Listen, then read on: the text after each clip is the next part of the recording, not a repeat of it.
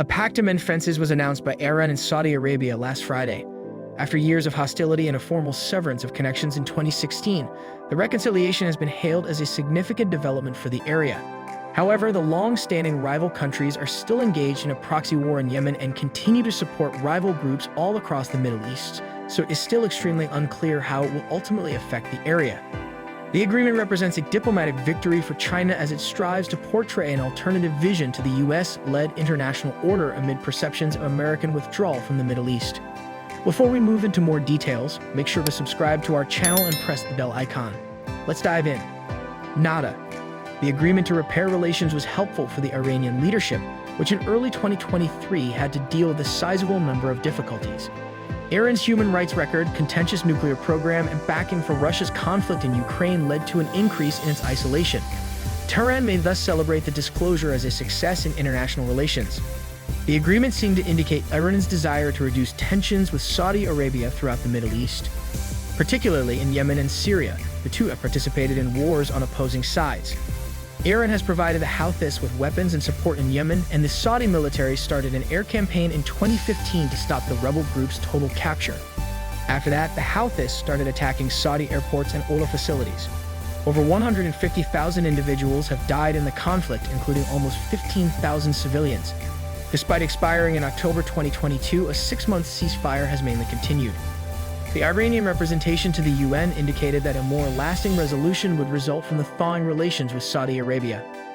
The brief joint statement by Iran, Saudi Arabia, and China did not mention Iran's alleged agreement to halt arming the Houthis. Iran may have also viewed the agreement as a chance to show China that it can contribute positively to the Middle East. Given the Islamic Republic's history of regional intervention, its decision to tone down tensions with its competitor was a major one. China has long been Iran's and Saudi Arabia's main oil supplier. In order to ensure the secure transit of commerce and oil, it needed security in the Persian Gulf. The trip to China by President Ibrahim Raisi in February 2023 believed to have opened the door for the trilateral announcement. Constructive ideas for the region were discussed during talks with Chinese leader Xi Jinping, and now they bear fruit. Raisi's Deputy Chief of Staff for Political Affairs, Mohammad Jamshidi, tweeted on March 10. Raisi and Tsai had committed to enhance their economic and security cooperation in the face of escalating tensions with Western powers. Raisi made the first official state visit by an Iranian head of state to Beijing in more than 20 years. The accord may also result in domestic relief. The Islamic Republic and the Gulf Kingdom reaffirmed their adherence to non-interference in internal affairs and respect for the sovereignty of states. Officials from both nations reportedly told the Wall Street Journal that Saudi Arabia promised to advocate for Iran International, a Persian-language satellite news station, to cover Iran more favorably. Tehran has charged Saudi Arabia with stoking unrest over the channel for years. Iran International has insisted that it is autonomous, despite rumors that it has received funding from Saudi businessmen and persons with connections to the royal palace. In the immediate term, at least, the accord was also a welcome economic boost. By March 2023, widespread protests that erupted in the wake of Mahsa Amini's death while being held by the police in September 2022 had caused the rial to lose approximately half of its value against the dollar. The announcement of the rapprochement led to a 12% increase in the rial's value against the dollar within 2 days. On the open market, a dollar was worth 438,000 rials as of March 12. Saudi Arabia, changing alliances in a Middle Eastern transition. Hemisid. The agreement between Iran and Saudi Arabia to re-establish diplomatic ties with China's assistance reflects ongoing change in both nations, the larger Middle East, and other aspects of global dynamics. The deal offers significant gains for all parties, with Iran and Saudi Arabia ostensibly choosing to hand China a significant diplomatic victory. In the previous 2 years, the two regional foes have had discussions in Oman and 5 rounds in Iraq. They had the option of choosing either nation to reach the goal, but they ultimately went with China soon after Xi's recent trip to Saudi Arabia, when he also had meetings with other Gulf and Arab leaders. Riyadh needed a new strategy to cope with the Iranian agenda in the region, which seemed to be unstoppable and expanding, and included increasing Iran's direct and indirect influence in Yemen, Lebanon, Syria, Iraq, and other countries. As important Saudi and UAE infrastructure has been attacked, while the United States has been perceived as recalibrating its role in the region. The Saudis and other Middle Eastern nations believe that U.S. security guarantees have not been sufficient. The Saudis think that China's and Russia's influence over Iran can help to improve their security, rather than spending large sums of money on costly U.S. defensive military systems. Saudi Arabia must end its military campaign in Yemen, put a stop to Houthi attacks that are supported by Iran, defend its border and investment climate, concentrate on a positive agenda like its Vision 2030, engage Iran through de-escalation and dialogue, rather than continuing down the same old path of hostility and conflict. Even while it maintains its strategic relationship with the United States, Saudi Arabia is serious about diversifying and hedging, as evidenced by China's involvement. China provides Saudi Arabia the resources it needs, influence with Iran, a rival to the United States, closer connections with Beijing and technology.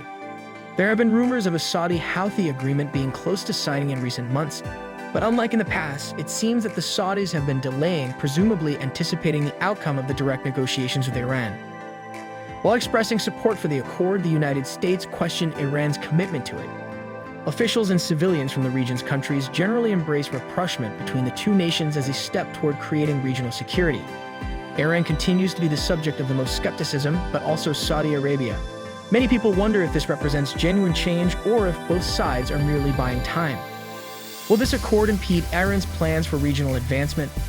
Are the Saudis and those who oppose Iran's policies attempting to impede, halt, or undo Iran's successes in the region?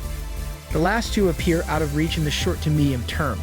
The killing of Quds Force Commander General Qasem Soleimani, the effects of economic sanctions, domestic unrest, Europe's move toward the U.S. position on Iran, and Tehran's support for Russia's war in Ukraine, pushing it closer to Beijing and Moscow, among other recent events, have all raised the question of whether Iran is simply repositioning to lock in its regional gains, or if they have actually caused a change in Tehran's strategy. Regardless of the motivations underlying the agreement, it is encouraging to see debate lead to consensus. Now the emphasis should be on results and how this accomplishment can be built upon to further ease regional tensions and establish a respectable regional security arrangement.